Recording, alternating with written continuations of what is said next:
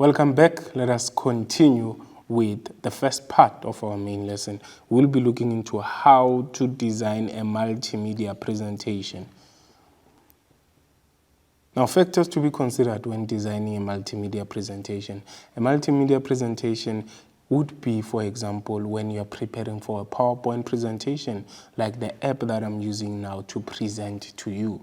These are factors that you should consider. You should start with the text, which forms the basis of the presentation. The text would be the content, to say how do you put the content there. You should also select the background that will complement and enhance the text.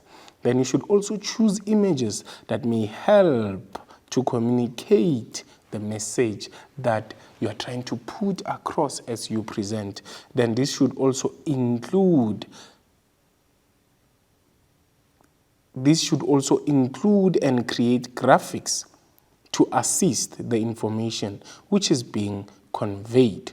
And as we move, we should also consider the following: using legible font and font size so that it is easy to see and read the content that is being presented. And you should also add special features such as sounds, pictures, and animation to make it interesting for the audience. So this is an animation. Look, I'm hiding it and now I'm showing it to you. So this aspect or this feature, we call it an animation. We use it to make it or to make the lesson or presentation interesting for the audience, because as I show each point, you are able to keep focus with what I'm saying and what information I'm communicating with you. Now look at the point that is coming.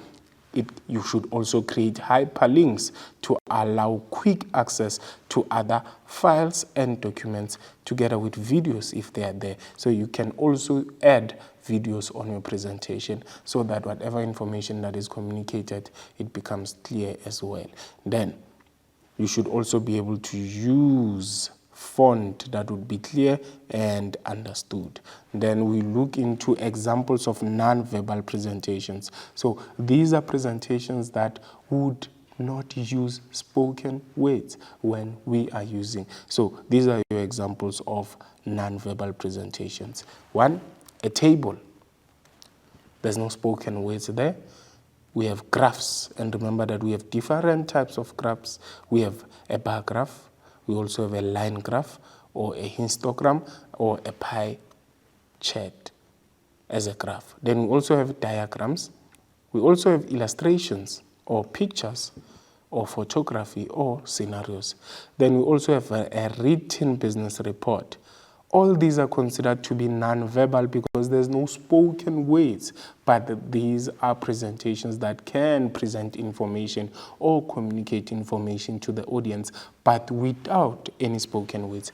We also have flip chart, which can have summarized information, and handouts that can also present an information. And also here we can have slide shows that can help to communicate information to an audience. So with that being said, let us take a short break and we will continue with the visual aids.